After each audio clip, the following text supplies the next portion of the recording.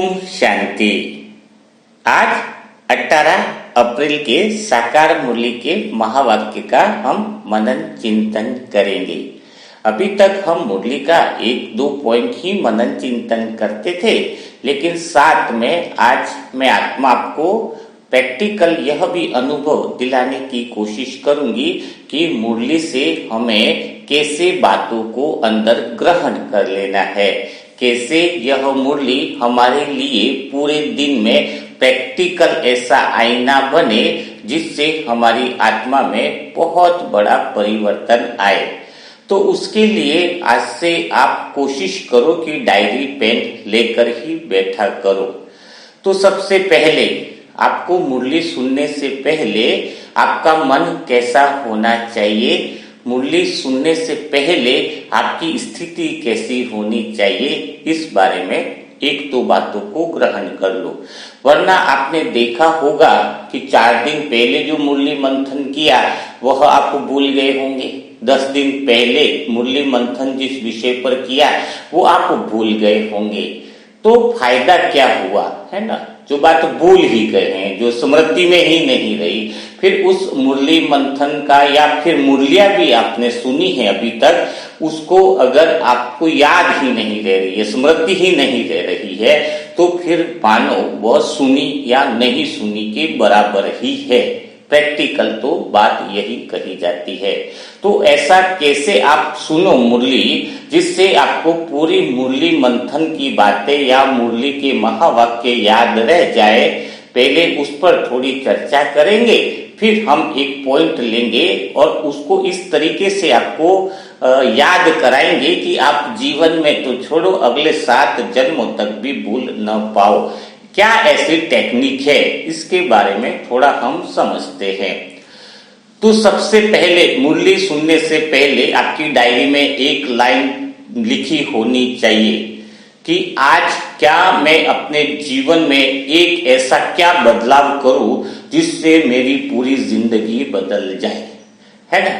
क्या लिखना है? वापस बोलता हूं कि आज मैं अपने जीवन में कौन सा एक परिवर्तन करूं जिससे मेरा पूरा जीवन बदल जाए, मुझ आत्मा के परिवार का भी सारा जीवन बदल जाए। तो ऐसा क्या एक परिवर्तन मुझे करना है, यह लाइन आप लिख लो ताकि आपको पता चलेगा, वह बात बाबा आपको बता देंगे और वो कभी आप भूल नहीं पाओगे। ठीक है? दूसरी बात, मुरली सुनते वक्त सुनने से पहले आपका उद्देश्य या लक्ष्य क्या होना चाहिए। तो दूसरा पॉइंट पे आपको लिखना है कि मुरली के अंदर मुझे ऐसी कौन सी बातें मिलती हैं आज के अंदर जो मेरे स्व अनुभव को बढ़ा दे, यानी आत्मिक अनुभव को बढ़ा दे। मैं आत्मा अपने आत्मिक स्थिति के कितना निकट पहुंचती हूँ और वह बातें मुझे देखनी है ना? ये दूसरी बात है कि आपको मुरली के अंदर ये लक्ष्य रहे, है ना, कि मैं आत्मा क्या हूं, मैं आत्मा अपने स्व के अनुभव में टिक जाऊं, स्व का अनुभव कितना कर सकूं मुरली सुनते हुए और मुरली के बाद भी, है ना? तो उन बातों को देखना होगा। तो आपको मुरली स्वतः ही याद नहीं करनी पड़ेगी, अनुभवी मूर्त सदा के लिए आप बन जाओगे। तीसरी जो बात है, जो मुरली के अंदर आपको पहले से लक्ष्य रखनी है कि मुझ आत्मा के अंदर जो भी दुख है, जो भी दुख की बातें हैं, वह आज कैसे खत्म हो जाए। जो भी दुख इस समय, इस परिस्थिति में इस समय चल रहे हैं, इसी सेकंड जो चल रहे हैं, वह दुख इस मुरली के द्वारा आज मेरे कैसे खत्म हो सकते हैं। ठीक है? तो इन 3 बातों को जो आत्मा लेकर के चलती है, वह सदा के लिए योगी बन जाती है, सदा के लिए निर्विघ्न भी बन जाती है और वह गुणों की और ज्ञान की खान बन जाती है। तो ये तीनों बातों का अभ्यास अपनी डायरी में लिख करके रखो और साथ में डायरी पेन, ब्रह्मा बाबा के समय से ये बात कही जा रही है कि मुरली बिना डायरी पेन के नहीं सुननी है ना? तो आप डायरी पेन लेके आज से रेडी हो जाओ, क्योंकि आज के बाद आपको मुरली स्वतः ही याद हो जाएगी और मुरली अगर याद है तो समझ लेना आपकी मन की स्थिति सदा ऊपर रहेगी और आपको क्या मिलेगा, क्या मिलेगा आपको कि आप सदा के लिए निर्विघ्न हो जाओगे। तो चलो आज हम इसी बातों को ख्याल में रखते हुए आपको मुरली सुननी है कि आज फिर आंसर भी लिखना है मुरली सुनने के बाद कि मुझे आज क्या परिवर्तन लाना है, क्या क्या होमवर्क करना है, वह भी इस मुरली के द्वारा आपको मिलता जाता है। तो जैसे आज बाबा ने कहा है कि अपने ऊपर रहम करो, ठीक है ना। बाप जो मत देते हैं उस पर चलो तो क्या रहेगी, अपार खुशी रहेगी, माया के श्राप से बचे रहेंगे।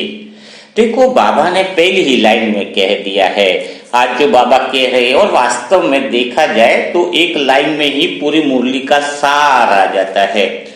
तो बाबा ने आज क्या कहा है कि हमें अपार खुशी में रहना है और बाबा की मत पर चलेंगे तो माया के श्राप से बचे रहेंगे। अब आज जो बाबा कह रहे हैं कि अपार खुशी में रहेंगे, बाबा की मत पर चलेंगे, तो बाबा की जो पहली मत है वो हम राइट डाउन करेंगे, डायरी में लिखेंगे कि हमें कौन सी ऐसी मत मिली है जिससे हमारी खुशी सदा बनी रहे, हमारी खुशी कभी गायब ही ना हो, सेकंड भर के लिए भी हमारी चेहरे की खुशी न गायब हो। तो हम ऐसी कौन सी मत है बाबा की जो हमें इस दुनिया के दुखों से पार लेकर के जाती है। तो इसको लिखना होगा आपको अंदर अंडरलाइन करके कि देखो बाबा की मत क्या है, स्व अनुभव करना, स्वयं की आत्मिक स्थिति का अनुभव करना। बाबा की सबसे पहली मत क्या है, स्वयं को आत्मा समझना।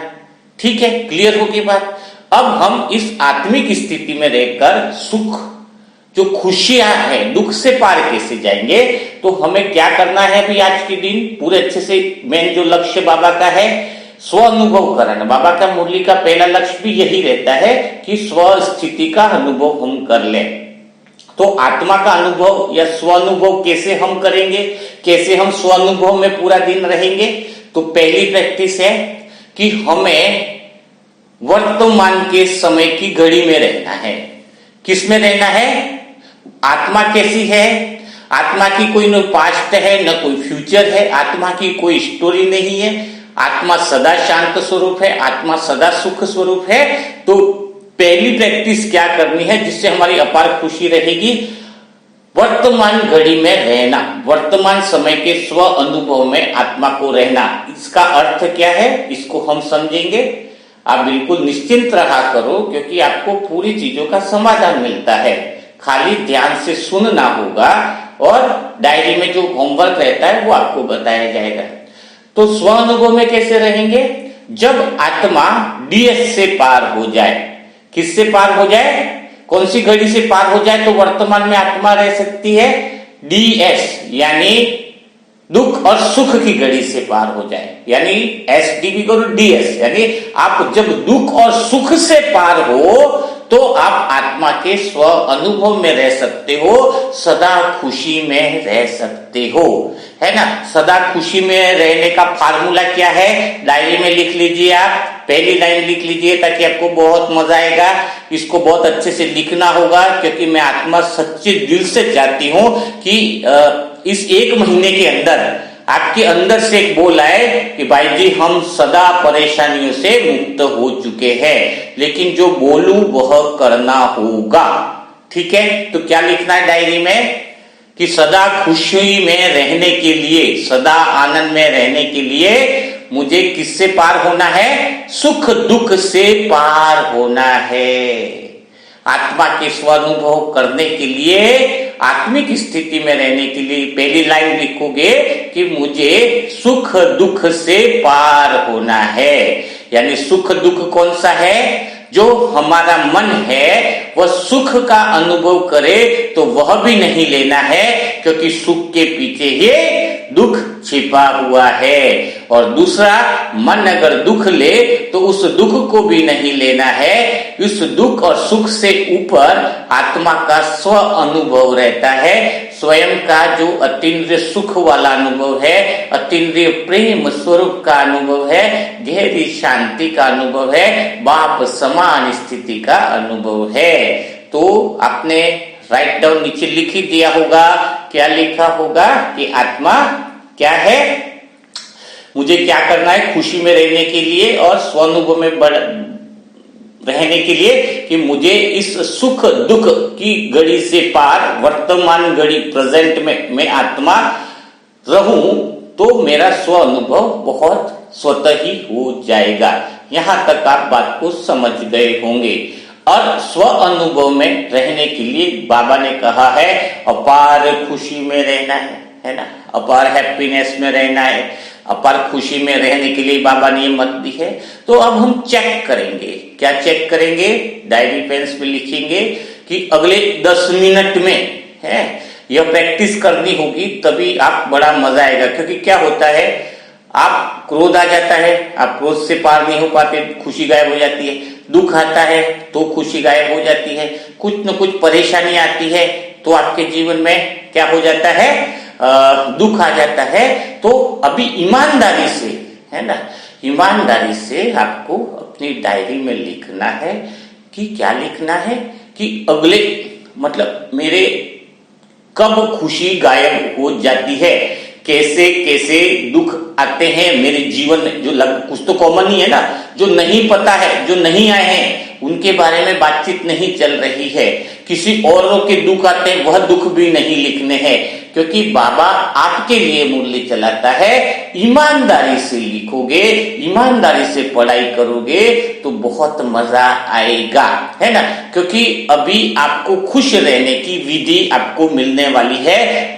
कैसा भी दुख होगा लाइफ में, कैसा भी बड़ा दुख होगा, सुख दुख से पार होना है, लेकिन सुख में तो तुम मुक्त होना नहीं चाहते, दुख से मुक्त होना चाहते हो, तो पहले दुख की बातें ज्यादा कर रहे हैं। तो दुख में के अंदर क्या करना है, हमें एक ही प्रैक्टिकल अभ्यास आज से चालू रखना है कि हम 10 मिनट में कैसे खुशी में रह सकते हैं, कैसे हम अपने मूड को चेंज कर सकते हैं, कैसे हम 10 मिनट में सदा के लिए खुश कैसे रहें। और यही टेक्निक हर मुरली के अंदर चलेगी कि आज की मुरली से हमें ऐसा क्या मिल रहा है जिससे हम पूरे दिन में कैसा भी दुख आए तो हम 10 मिनट में खुश रह सकते हैं। अपार खुशी बताई ना बाबा ने। तो अभी आपको लिखना होगा प्रैक्टिकल में कि कौन कौन से ऐसे दुख हैं आते हैं मेरे जीवन में, तो पहले दुखों को 2-4 मिनट के लिए लिख देना है। फिर हम इस बात पर मनन चिंतन करेंगे कि वह जो दुख लग रहा है इसको हम 10 मिनट में कैसे खुशी में चेंज कर देंगे। सुख दुख से पार, वह खुशी जो आत्मा की अपनी ओरिजिनल खुशी है, उस खुशी में कैसे हम स्वयं को बदल देंगे। ठीक है ना। तो आपको पहले लिखना है कि आपको क्योंकि अगर आप तैयार हो, जैसे आप पता है कि ये दुख आता है मेरे को, उस समय मैं दुखी होती हूं, तो अगर आप तैयार हो ना तो फिर उस दुख के समय में भी आप बहुत ज्यादा क्या रह सकते हो, खुश रह सकते हो। तो सबके दुख अलग अलग है ना, कि किस किस तरह के क्या क्या दुख आ रहे हैं। तो पहले हम विधि बताते हैं कि क्या करना है। जैसे उदाहरण के लिए, जैसे ही दुख आता है उस समय हम 10 मिनट में खुश होने के लिए क्या करें, आज से अप्लाई करना चालू कर दो। तो पहले बताया था कि मैं मस्त मौला फकीर के अंदर भी वो चीजें डाली है, तब वही सब चीजें बहुत लंबी होती, इसलिए मुरली में ही डालना चाह रहा हूं कि जैसे दुख आए तो क्या सोचना है, क्या समझना है। लेफ्ट ब्रेन में हमारा दुख आता है, दुख का फीलिंग आता है, तो राइट ब्रेन में जो राइट की तरफ है, जैसे ही दुख आता है तो पहला काम करना है, तैयारी रखनी है कि बाबा का गीत अंदर गुनगुनाना चालू कर देना है कि बाबा तेरा शुक्रिया, या फिर लो प्रभु मिलन के रोताई, है ना। तो जैसे ही वो आपका गीत बजेगा ना, तो वो दुख भी हमें क्या मिला, गीत गाने का अवसर मिला। आप जैसे ही गीत गुनगुनाते हो, गीत सुनते हो, लगा के देखना बाबा के धन्यवाद का गीत कि बाबा तू मिला तो सब कुछ मिला, संगम युग मिला, परिवार मिला, ज्ञान का खजाना मिला, दुआओं का खजाना मिला, आपने वह सब कुछ हमें दे दिया जो हमने उम्मीद भी नहीं की थी। सारा ध्यान क्या मिला पर चला जाए और वो गीत बजने लग जाए तो वह जो दुख है वह ऑटोमेटिक स्वतः ही उसकी पकड़ ढीली होती जाएगी, वो स्वतः ही खत्म होता जाएगा। तो आज से पहला नियम क्या करना है कि दुख है वो गॉड गिफ्ट बन जाए, सुख के लिए गिफ्ट बन जाए, आत्मिक स्थिति बनाने में, स्व अनुभव में रहने के लिए यह आपकी गिफ्ट बन जाएगी। तो डायरी में लिखो इसको कि जब भी मुझे दुख मिले, यानी 10 मिनट में मुझे खुश होना है, तो उसकी पहली विधि क्या होगी कि मेरे को जैसे ही किसी भी बात का दुख मिले, दुख का रोना नहीं रोती रहूं। अरे मेरे हाथ में दर्द हो रहा है, मेरे पाँव में दर्द हो रहा है, भाई जी क्या करो? अरे भाई जी क्या करेंगे? तुम्हारे राइट ब्रेन में गीत बजाना चालू कर दो, भगवान के धन्यवाद के गीत बजाना चालू कर दो। तुम प्रैक्टिस करो, अभ्यास करो, 10 मिनट में मूड चेंज हो जाएगा, 10 मिनट में दर्द खत्म हो जाएगा, 10 मिनट में कैसा भी दुख है वह गायब हो जाएगा। किसी ने मान अपमान दिया है, दुख दिया है, तो भी आप इसको क्या करोगे? पहली विधि क्या, अभी तो बहुत सारी विधियां आने वाली है ना, बाबा मुरली में विधियां ही तो बता रहा है। तो पहली विधि क्या करनी है? शरीर में दर्द हो रहा है, बहुत बीमारी का कष्ट है, या फिर किसी ने कुछ कह दिया है, बच्चा बात नहीं मान रहा, कुछ भी हो जाए, जिस समय आपको दुख आए उसी समय पहले से भी आप तैयार बैठे हो। कौन से? बाबा के शुक्रिया के गीत गाने, नहीं तो कान में मोबाइल के भी गीत आप सुनना चालू कर दो। आपका दुख जो है वो सेकंड में गायब होना चालू कर देगा।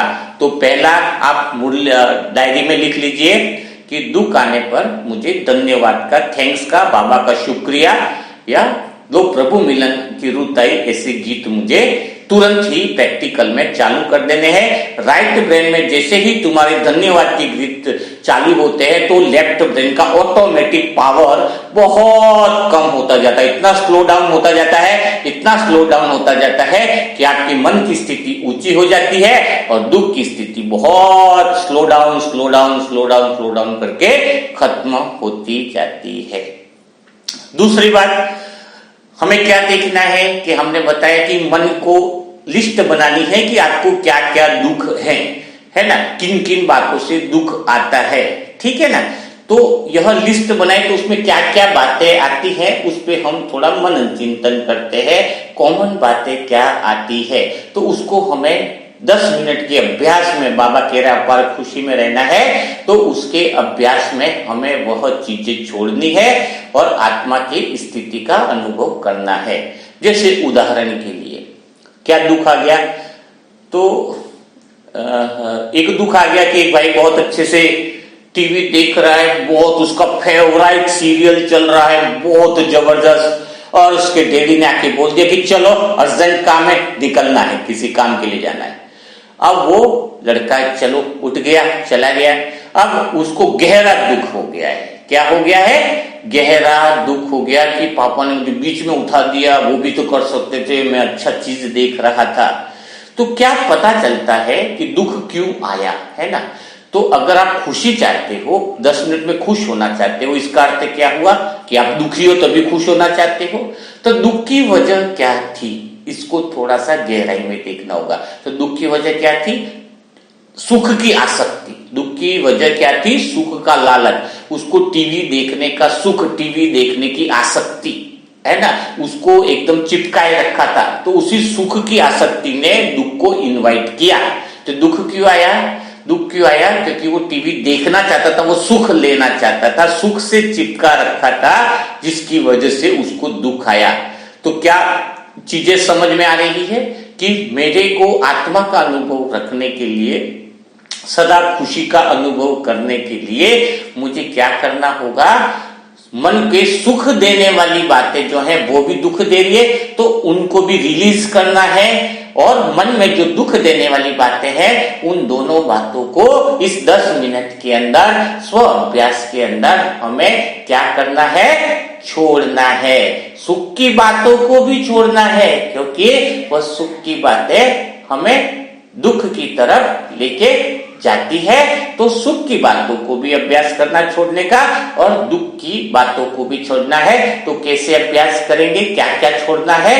पहला, अगर सदा खुश रहना है, आत्मिक स्थिति का स्वानुभव करना है, तो बाबा की मत पर चलना है। तो हमारे मन ने क्या क्या पकड़ के रखा है, तो मन ने क्या पकड़ रखा है, उन बातों को तुरंत छोड़ो।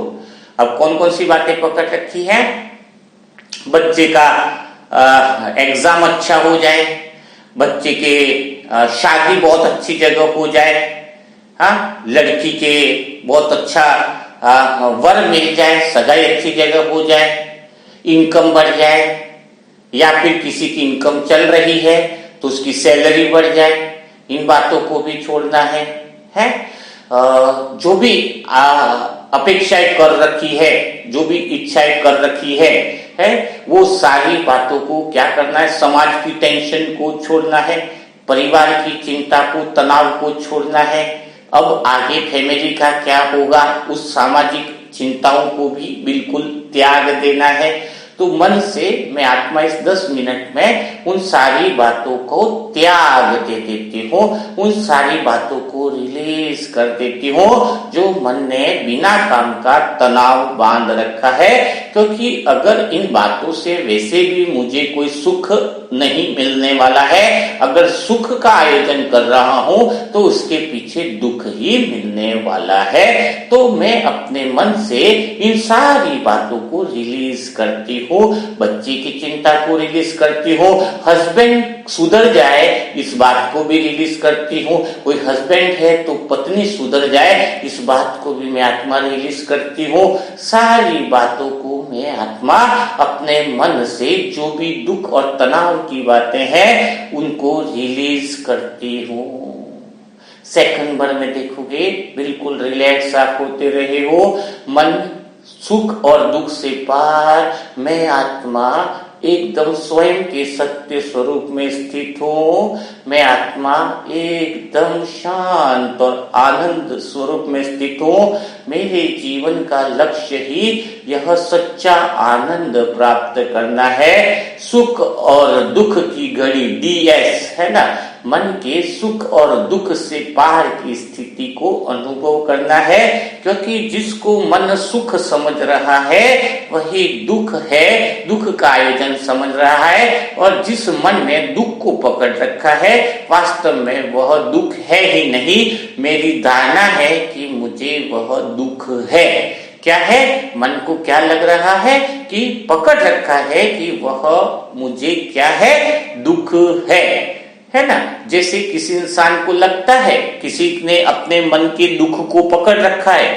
अभी आपने क्या क्या दुखों को पकड़ रखा है उसकी लिस्ट तो आपके पास ही होगी, लेकिन मेरे सामने अभी तक हमारे जो सेशन करवाते हैं उसमें एक ने क्या बोला, ये मैं सुंदर नहीं हूं, मेरे को चेहरे में देखो ना भगवान ने कितना काला बनाया। लड़की ने पूछा तो वो काला इसलिए है, थोड़ा सा सांवला कलर है। मैंने कहा भगवान का शुक्रिया अदा कर, अगर तू इतने सुंदर होती तो न जाने तेरे साथ कुछ खतरा भी हो सकता था, तू माया से बच भी नहीं सकती थी।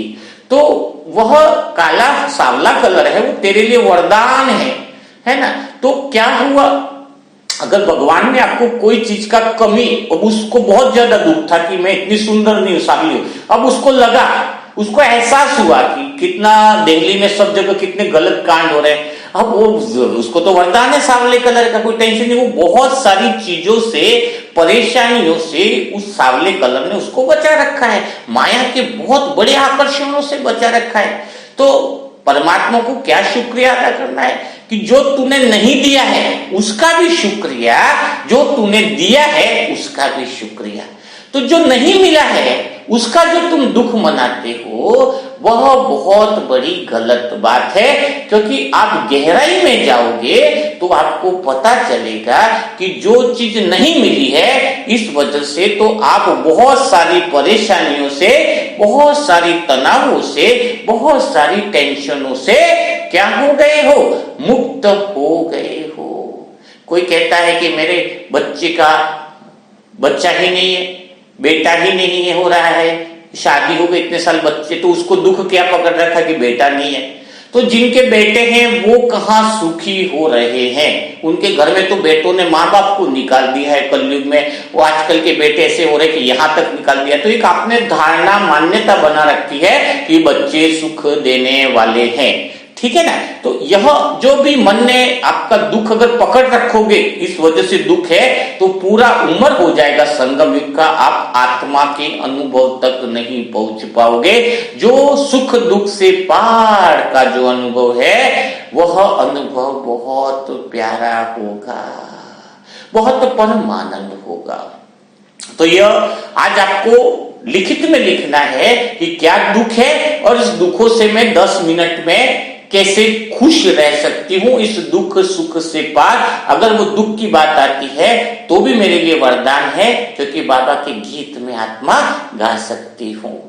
अब थोड़ा सा और समझेंगे। मन को मान और अपमान है ना, दोनों से पार की स्थिति है तो हम सदा खुश रह सकते हैं। मन अगर किसी मान सम्मान के आकर्षण में आ गया, सुख के प्रभाव में आ गया, उसके सुख के प्रभाव में हम आत्मा आ गए, तो भी हम डूब जाएंगे। जैसे मान सम्मान को, उसको मैं स्वयं पे एग्जांपल देता हूं। कई आत्माएं मुझे कहती है, यार भाई जी आप थोड़ी गहराई से समझाते हो, और बात बहुत मजा आ जाता, बहुत अच्छी हो। तो मैं तुरंत क्या लेता हूं उस समय बात को, कि मन को सुख देने वाली बात बोल रहा है, लेकिन मैं क्या बोलता हूं अंदर से, उसकी सोच बहुत अच्छी है, थोड़ा वो बदला बदला सा दिख रहा है। वो जो बोलता है कि भाई जी अच्छे, वो मेरे बारे में नहीं बता रहा है, वह उसके स्वयं के बारे में बता रहा है, उसकी सोच कैसी है, उससे मुझे पता चलता है उसके बोल से कि यह बहुत अच्छी सोच वाला आत्मा है। तो न तो उसके बोलने से मैं आत्मा किसी प्रभाव में नहीं। अब अगर वो कोई मेरे लिए बुरा बोल देता है, आप तो एक ही लाइन रिपीट करते हो, ये हो वो, तो मैं क्या सोचूंगा, इसको समझ थोड़ी कम है, अभी थोड़ी इसको बातें समझ में नहीं आ रही है। क्योंकि वो जो बोल रहा है ना, गाली अगर दे रहा है तो भी वो अपने बारे में बता रहा है कि उसके संस्कार कैसे जीवन में, वो अच्छी बात बोल रहा है तो भी बात तो उसी के बारे में पता चल रही है कि वो है क्या अंदर से। तो वो मेरे को क्या बताएगा, मुझे क्या बुरा लगेगा, मैं क्या हूं वो मैं जानता हूं, मैं क्या हूं वो परमात्मा जानता है। तो मैं आत्मा क्या किया न, अगर मैंने उसके मान सम्मान को ग्रहण किया तो कल उसकी गाली भी मुझे बुरी लगेगी। जब मुझे उसके मान सम्मान से कुछ अच्छा नहीं लगता है, क्योंकि मैं तो उस सुख से पार परम आनंद में आत्मा के सत्य स्वरूप में हो, तो उसकी दुख भी मुझे बुरा नहीं लगता है। आपको दूसरों की बातें कब बुरी लग जाती है, जब आप उसके अच्छे बोलों को अपने अहंकार पे चढ़ा देते हो, कि वो जब अच्छा बोल रहा है, वो अच्छा क्यों बोल रहा है, क्योंकि कहीं से उसके अच्छे संग मिला है। अब कल उसको कोई बुरा संग मिल गया तो कल वो बुरा बोलेगा आपके लिए, तो वो रिमोट तो आपने उसको दे दिया ना। तो जिसको आप सुख समझ रहे थे, वही जो सम्मान आपको दे रहा है, अगर उसको आपने स्वीकार कर लिया, यानी गालियां खाने के लिए भी तैयार हो जाओ। तो मैं आत्मा इस सुख दुख की घड़ी से बाहर निकलूं तो सदा खुश रह सकती हूं। तो मैं सदा कैसे रह सकती हूं, परम आनंद में रह सकती हूं। तो बिल्कुल क्लियर हुआ, क्लियर धीरे धीरे होगा, लेकिन आज से मुरली मंथन कुछ इसी आधार पे चलेगा, ताकि आप और विद्या पता लगा सको कि वास्तव में किस किस चीजों को पकड़ा है। जब तक आत्मचिंतन का अर्थ यही होता है, स्वचिंतन का अर्थ यही होता है, और रात को डायरी का पोता में लिखने का अर्थ यही होता है कि मैं आत्मा किसी सुख के प्रभाव में तो नहीं आई, क्या मैं आत्मा दुख के प्रभाव में तो नहीं, दोनों बातों से मुझे न्यारा हूं। ठीक है ना। अब थोड़ा सा और हम इसको गहराई में लेते हैं। अब जो सेशन का हम अनुभव करेंगे कि बाबा कहता है कि अंत समय में भी बाबा की याद बनी रहे। आज बाबा क्या कह रहे हैं कि अंत समय में भी क्या रहे, बाबा की याद बनी रहे। तो अंत समय में बाबा की याद बनी रहे, इसका अर्थ क्या हुआ, इसको बहुत गहराई से समझते हैं। कई लोग क्या समझते हैं कि जब मरेंगे तब अंत समय में मुझे सिर्फ बाबा के अलावा कुछ याद नहीं आए। पूरी बात हर एक की क्लासेस सुनो, हर एक का मनन चिंतन सुनो, हर एक बात हर एक व्यक्ति यही कहता है कि अंत समय में जब हम मरेंगे तो मुझे भगवान की याद आए। तो ये लाइन ही गलत समझना है। बहुत बात शास्त्रों का तो अर्थ का अनर्थ किया ही है, पर बाबा के कई सारे बच्चों ने, जो बहुत ऊंचे ऊंचे महानुभावी बच्चे हैं, उन्होंने भी इस बात को अर्थ को अनर्थ कर दिया कि अंत समय में मरेंगे तो भगवान की याद होगी तो वो सुखी हो जाएंगे। इस बात से गलत मैसेज किया जा रहा है सभी आत्माओं में कि यानी मैं अब इतना भगवान को याद करूं कि मेरा अंत समय रहे तब मुझे भगवान की याद रहे। अरे मेरा अंत समय रहे तो भगवान की याद रहे। अंत समय मीन्स क्या है? मेरा अंत समय रहे, इसी में ही तुम्हारा देहभान झलकता है। ये कौन बोल रहा है कि जब मेरा अंत समय रहे? ये बोल कौन रहा है? ये बोलने वाला ही देह अभिमान के शब्द बोल रहा है कि मेरा अंत समय रहे। ये तो शरीर ने बोला ना, आत्मा का तो अंत है ही नहीं। तो बोलने वाले के शब्द में ही तो देह अभिमान झलक रहा है। दादिया वगैरह नहीं बोलती थी मेरा अंत समय हो तो ऐसा हो है। ये नहीं, ये बात बाहर बाकी के काफी सारे भाई बहनों ने कंफ्यूजन पैदा कर दिया है और वो शब्द में ही देह अभिमान है। आप खुद थोड़ा मनन चिंतन तो करो कि जब मेरा अंत समय रहे, है मैं अंत में मरूं, हाँ तो मेरा अंत समय रहे तो भगवान की याद को। तो अंत समय तो अपना आता ही नहीं है। आत्मा तो अजर अमर और अविनाशी है। तो अभी क्या करना है? ये अंत समय में आज जो बाबा कह रहे बाबा की याद रहे, इसका अर्थ अब समझते हैं प्रैक्टिकल में। आप आत्मा सत्य स्वरूप हो, ठीक है, ओके। अब आप क्या करोगे? आत्मा जो है वो मान अपमान से परे, सुख दुख से परे, बीच में रहती है आत्मा। तो उस स्थान पे हमें रहना है, सुख और दुख के बीच में। मैं आत्मा सेम हूं, कोई फर्क नहीं है, मुझे उस आनंद में हूं। तो अब अनुभव क्या करना है? अंत समय में बाबा की याद का अर्थ है कि मैं आत्मा। थोड़ा प्रैक्टिकल देखो, आप थोड़ा साइलेंस होकर के बैठो, थोड़ा प्रैक्टिकल में करेंगे ना। क्योंकि कई सारे सवालों के जवाब शब्दों से नहीं दिए जाते हैं, कई सारे सवालों के जवाब अनुभव से सीधे दिए जाते हैं। तो चलो प्रैक्टिकल अनुभव करते हैं। मैं आत्मा अपने सत्य स्वरूप में स्थित हूं। मैं आत्मा अपने जन्म को भी देख रही हूं, अपने शरीर रूपी मृत्यु को भी देख रही हूं। शरीर रूपी जन्म को भी कई बार देखा है मुझ आत्मा ने, शरीर रूपी मृत्यु को भी कई बार देखा है। मैं आत्मा दोनों को समदृष्टि से देखने वाली हूं। तो मैं आत्मा पाती हूं कि वास्तव में देखा जाए, जिसको दुनिया जन्म मानती है वह वास्तव में जन्म है ही नहीं। भला मैं आत्मा का जन्म कैसे हो सकता है? न मुझ आत्मा की कोई मृत्यु हो सकती है। तो जब मैं आत्मा अपने जन्म को देखती हूं तो अपनी आत्मशक्ति और चेतना को देखती हूं, जो जीवन के प्रवाह में निरंतर काम करती जा रही है। मैं आत्मा ध्यान देती हूं, जिसको दुनिया जन्म मानती है उसके अंदर मेरी चेतना निरंतर बिना रुके, बिना दुख सुख की रुकावट की वह चेतना निरंतर काम कर रही है। जब मैं आत्मा सत्य स्वरूप में होकर इस दुनिया जो जन्म मानती है उसको जब देखती हूं तो फिर चेतना का स्तर बहुत हाई लेवल का रहता है। जब मैं आत्मा मृत्यु को देखती हूं, इस शरीर रूपी मृत्यु को देखती हूं, तो भी मुझे एहसास रहता है कि यह कितनी गलत मान्यता थी कि मैं आत्मा मरी हूं। मुझे तो मृत्यु के समय ही वापिस उसका दूसरा भाग जन्म का भी दिखता है कि मुझ आत्मा की चेतना वापिस नए जन्म के, जिसको जीवन कह रहे हैं, उसके अंदर वापिस प्रवाहित हो रही है। तो कहने का अर्थ क्या है कि जब आप आत्मा यह अनुभव करते हो, सेंटर में रहकर जन्म को भी देखते हो, मृत्यु को भी देखते हो, तो न तो मृत्यु का आपको कोई फर्क पड़ रहा है, क्योंकि आप ये बात जब मानने लग जाते हो कि मैं पैदा हुई हूं, अंदर क्या हो गया, आप लौकिक बर्थडे माँ बाप क्यों मना करता है, मनाने के लिए कि मैं पैदा हुआ। अरे पैदा में आत्मा हुई ही नहीं, तो मैं आत्मा मरूं कहां से? मुझ आत्मा का जन्म ही नहीं हुआ है, तो मुझ आत्मा का मरना कैसे हो सकता है? सत्युग में क्यों मृत्यु से भय नहीं होता है? सत्युग में क्यों खुशी से शरीर छोड़ते हैं?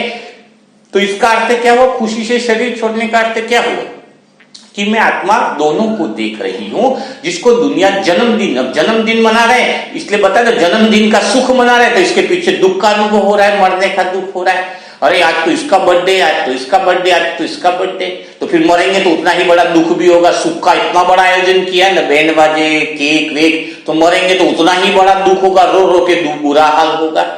तो मैं आत्मा पैदा ही नहीं हूं, उसकी क्या, मुझे जब पैदा ही नहीं है तो उसकी खुशी का और बर्थडे का मतलब क्या हुआ है? मैं आत्मा तो आत्मा ही हूं, सत्य स्वरूप में हूं, बस इधर से शरीर में इस चेतना से निकली तो इधर आत्मा ने मुझ आत्मा ने प्रवेश किया है। तो मैं आत्मा दोनों को, मैं तो तटस्थ हूं, मैं तो संपूर्ण आनंद में हूं, मैं तो संपूर्ण शांति में हूं। तो मैं आत्मा जन्म को भी देख रही हूं, मैं आत्मा मृत्यु को भी देख रही हूं। दोनों को जब आप देखोगे, मृत्यु के समय भी क्या हुआ कि मैं आत्मा, ये शरीर रूपी वस्त्र का कुछ पता ही नहीं, जिसको लोग कह रहे, आपने नाम देके उलझा दिया कि ये मृत्यु है, वास्तव में वो मृत्यु है ही नहीं, और वास्तव में ये जन्म भी नहीं है। तो मैं जन्म और मृत्यु से तो पार हूं, न तो जन्म में फंसने वाली आत्मा हूं, न मैं मृत्यु के चक्र में फंसने वाली आत्मा हूं, है ना। तो मैं आत्मा तो तटस्थ हो गई ना। तो बाबा कह रहे इस अंतिम समय की घड़ी में बाबा की याद रहे। तो ये अंतिम समय कोई अंत समय में नहीं है, अभी इसी सेकंड में है कि जिस समय आपने समझ लिया कि मैं आत्मा जन्म से और मृत्यु से भी पार हूं, तो आप स्वतः ही बाबा की याद में रहोगे। यही अंतिम घड़ी है। वो मरने वाली घड़ी में कोई बाबा की याद रहे तो वो तो देहाभिमान हो गया। आपको मरने का ही डर है, मरने का ही भूत सवार है, तो आप तो देहाभिमान में ही मर रहे हो। अंतिम घड़ी का अर्थ इसी समय चालू हो गया जिस वक्त आत्मा ने जन्म और मृत्यु से पार की स्थिति को पा लिया। इसी समय तुम मुक्त हो गए और इसी समय तुम्हें अनुभव होगा कि आप 108 वाली आत्मा हो। आप तो दिल से करके देखो, आपको खुद रियलाइजेशन होगा कि मैं आत्मा कोई साधारण नहीं हूं। जब आत्मा इस अनुभव में स्थित हो जाती है कि मैं तो जन्म से भी पार, मृत्यु से भी पार, न तो मेरा जन्म हो रहा है, न मेरे को मृत्यु हो रही है, न मुझे सुख का फर्क पड़ रहा है, न मुझे दुख का फर्क पड़ रहा है, न मुझे मान का फर्क पड़ रहा है, न मुझे अपमान का फर्क पड़ रहा है। मेरा मन पारिवारिक चिंता, समस्या, दुख को भी छोड़ चुका है जो वास्तव में दुख है ही नहीं, और मेरा मन उन सुखों को भी छोड़ चुका है कि मुझे करोड़ों रुपया चाहिए, फलाना चाहिए, उन सुखों भी छोड़ दिया है। जैसे अभी 20 लाख मिल गया तो क्या सोचेंगे, तो उसको सुख नहीं पकड़ेंगे, लेकिन उसका उपयोग जरूर करेंगे। क्या करेंगे, जैसे 20 लाख आया, अरे इसको कहां अच्छे कार्यों में लगा सकते, अरे भगवान के यहाँ पे राशन की व्यवस्था कर सकते, यहाँ जमीन लेकर के योग सेंटर खोल सकते, तो वो धन भी आया तो पकड़ा नहीं हमने। जब मैं उसको सोचूं कि अपने लिए बिल्डिंग बना दूं, अपने लिए बहुत सारे सामान खरीद लूं, अपने लिए ये खरीद लूं, तो वो सुख पकड़ में आ जाएगा ना। आप समझे कुछ बात को, वो सुख क्या आ जाएगा, पकड़ में आ जाएगा। तो जैसे धन आया तो क्या होता है, धन आया तो हम बात करेंगे कि धन अच्छे कार्य में, विश्व कल्याण के कार्य में कहां लगा सकते हैं। तो वो धन मुझसे चिपका नहीं, तो मेरी सोल कॉन्शियस अवस्था अच्छी बनी रहेगी ना। उदाहरण के लिए मैं अपने स्वयं का लोगों को बताऊं, आपको पता है जिस मोबाइल से मैं आपको रिकॉर्डिंग करके भेजता हूं वो कितने रुपए का है, बाबा साक्षी इसका कीमत है 1200 रुपए का। मैं तो चाहूं तो धन आता है तो क्या कर सकते हैं, कोई धन आए किसने किया तो खरीद सकते हैं ना 10-20 हजार का मोबाइल। तो वो सुख में फंसने की बात हो गई है। मैं आत्मा इतने साल हो गए कहीं बाहर जाता हूं तो गद्दे पे सोता हूं, लेकिन आज तक इतने साल तक मैं आत्मा जमीन पर और बिना बिस्तर लगाए चटाई पे सोता हूं। एक तकिया होता है और एक चटाई मेरी होती है। तो कहने का अर्थ क्या है कि मुझे कोई मोह नहीं, मतलब आराम ले सकते, ऐसा नहीं कि आप भी गद्दे से नीचे आ जाओ, लेकिन जमीन पे ही आज तक साधना क्यों की है लोगों ने, ताकि जमीन से अपनी औकात पता रहता है, जमीन से हम जुड़े रहते हैं। मैं आत्मा पार हूं, तो कोई धन आए तो भी मुझे ईश्वरीय सुखों में लगाना, ईश्वरीय का नहीं आया तो भी मुझे दुख नहीं आया तो नहीं लगाया, भगवान के कार्य में आया तो भगवान के कार्य में लगाएंगे, और नहीं आया तो नहीं लगाए। साधारण जीवन है, क्योंकि मैं ऑलरेडी खुश हूं, है ना। तो आपको भी आज पूरे दिन में इसका अभ्यास करना है, डायरी में लिख करके, ताकि आपको बहुत फायदा होगा। फिर कल भी हम इसी तरीके से प्रैक्टिकल मनन चिंतन करेंगे। आपको ये प्रैक्टिकल सेशन करने में क्या कुछ मजा आ रहा है, क्या आपको आनंद आ रहा है, तो कमेंट बॉक्स में जरूर लिखिए। तो कल फिर हम मुलाकात करेंगे नए मुरली मंथन के साथ। तब तक के लिए सभी भाई बहनों को ओम शांति।